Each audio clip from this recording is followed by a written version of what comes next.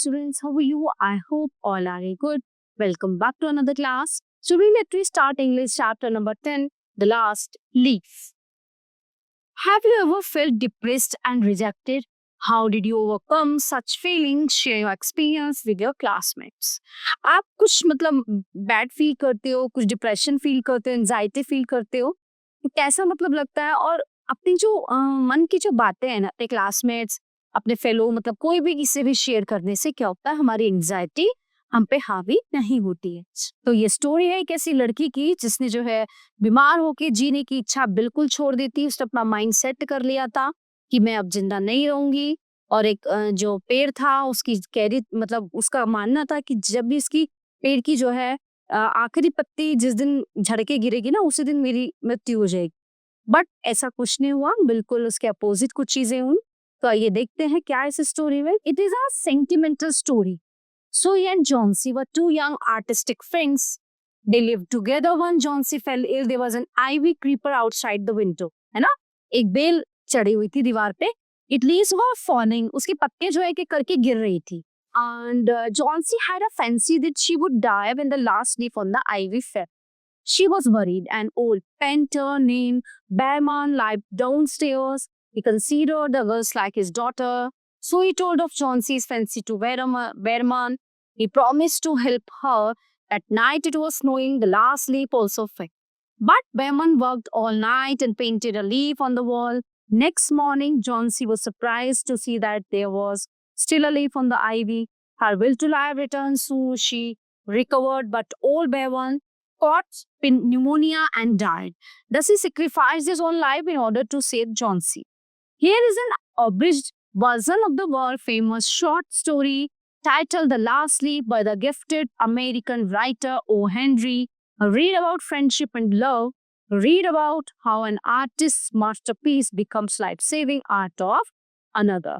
तो उसका मानना था कि बेल पे जो ये पत्तियां हैं ये झड़ रही हैं कि करके जब जिस दिन ये लास्ट लीफ टूट के गिरेगी उस दिन मेरी डेथ हो जाएगी। बट वहीं पे नीचे जो है नीचे वाले पोर्शन पे फर्स्ट टॉप पे एक बुजुर्ग रहता था भैरवन नाम का। तो उसने क्या किया, उसको ये चीजें पता चली कि इसका जो सेंटिमेंटल है, जो उसका माइंड है, इस तरह से मतलब बिल्कुल वो कर लिया है इसने। तो उसने क्या किया, रात को जाके जो वो लीफ थी, बड़ी सी लीफ थी, उसको ग्रीन कलर से पेंट कर दिया। समझ रहे हो? उसको पेंट कर दिया तो वो सूखी नहीं ना वो झड़ी, उसको पेंट कर दिया, वो एज इट इज ग्रीन रही। तो अगले दिन उसने देखा कि अरे मतलब वही ना, जैसा आप सेंटिमेंटल हो जाओगे, जैसा आप माइंड बना लोगे, वैसी चीजें आपके साथ होने लगेंगी। तो क्या हुआ, वो फिर से वो ठीक हो गई, उसको लाइफ मिल गई, ठीक है। लेकिन वो ओल्ड मैन जो था, वो उसको निमोनिया था, वो ठंड से, बुक फीवर से उसकी डेथ हो गई।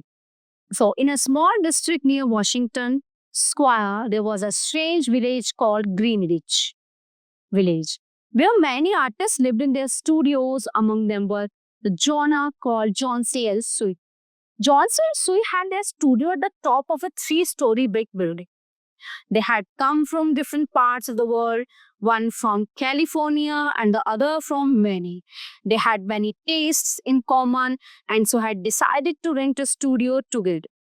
As the seasons changed, in November, in the bitter cold, many artists in the village caught pneumonia. Unfortunately, Johnsy caught that dreadful disease. She lay on her bed, hardly able to move, looking through the small Dutch window panes at the wall of the next brick house. One morning, after checking on Johnsy, her doctor took Sui aside and talked to her. She will survive only if she really wants to live, but she looks as though she has lost all hope. She should have the want to live. That is her only chance. Is she disappointed about something? She was dreaming of painting the Bay of Naples someday, but now it seems like she's just awaiting her death, replied Sui softly.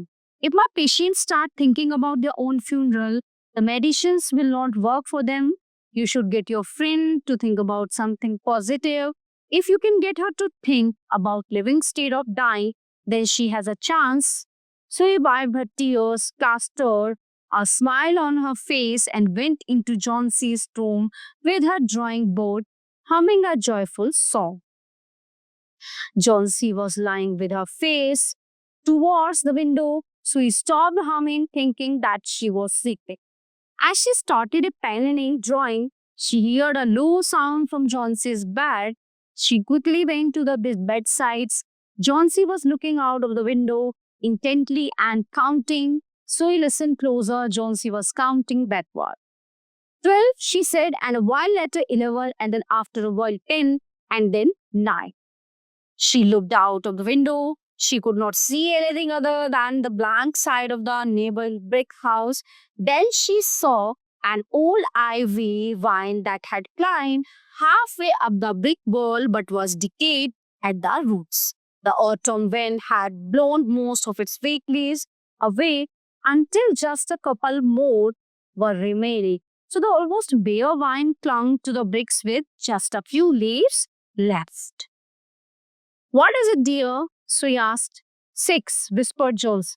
Now falling fast and sure 3 days back there were almost 100 leaves. There was another layer, only 5 leaves left. Now tell me, dear, 5 what? Leaves on the ivy one. And the last one falls, I will go to. I know that, didn't the doctor tell you? Oh dear, such nonsense. The wine has nothing to do with your getting well. The doctor this morning told me that your chances of getting well. One, let me remember, yes, he said the chances were 10 to 1. Let me give you some growth. Now be a dear. उसने कहा है कि doctor ने बोला है तुम जल्दी ठीक हो जाओगे, तुम्हें कुछ नहीं होगा. बट उसकी जो इच्छा थी वो बिल्कुल डाउन होती जा रही थी. There goes the 5th one. Now only 4 more leaves to go. No, I don't want any growth. I want to see the last leaf fall. Then I will vote too. जैसे ही वो last वाली पत्ती, आखिरी पत्ती जो है गिरेगी, मैं भी यहाँ से चली जाऊंगी इस दुनिया से. John said, dear, so he spoke softly, close to her ear. Just keep your eyes closed and don't look out of the window. I must hand in this drawing by tomorrow. I need the light to draw, otherwise I would have drawn the shade down. Why don't you draw in the other room? I want to be with you. Sui said softly, try to get some sleep. I have to call Behrman up to be my model for the old hermit manner in my drawing. I will come back in a minute. Old Behrman lived on the ground. Floor beneath them, he was a painter. He was past 60 and had a long beard that was the main feature of his impish body. Behrman had a consistent failures as an artist. He talked about a masterpiece that he was going to paint sooner, but had never gone around to actually doing it. So he found Behrman smelling of gin in his dimly lighted den. Below in one dark corner was a blank canvas on an easel that had been awaiting the brush strokes of the masterpiece that Behrman was dreaming about. For 25 years, she told him about Johnson's fancy about wine and its falling leaves and how she felt terrified that Johnson would die when the last leaf fell from the wine. So old Behrman, with his characteristic contempt for weakness in artists, shouted his contempt for such idiotic imaginings. Was he cried, is there people in the world with their foolishness to die? Johnson was asleep when they have upstairs, so he pulled the shade down and went into the other room with Behrman eating. There they looked out of the window fearfully at the ivy vine. They stared blankly at each other. There was just one leaf left. She could not sleep that night. And in the morning, she found Johnson staring at the drawn green shade. Pull up the shade, I want to see. But lo, even after the beating rain and the horrendous gusts of wind, there stood the one ivy leaf against the brick wall. It was the last one, still dark green near its stem, but its serrated edges oddly highlighted with the color of decay. It hung on the branch, onto the branch about 20 feet above the ground. There is the last one, said Johnson weakly. I thought it would fall during the night. I hear the rain and the wind. I'm sure it will fall today and I shall die at the same moment. Dear, dear, whispered Sui, half sobbing, you are not going to die.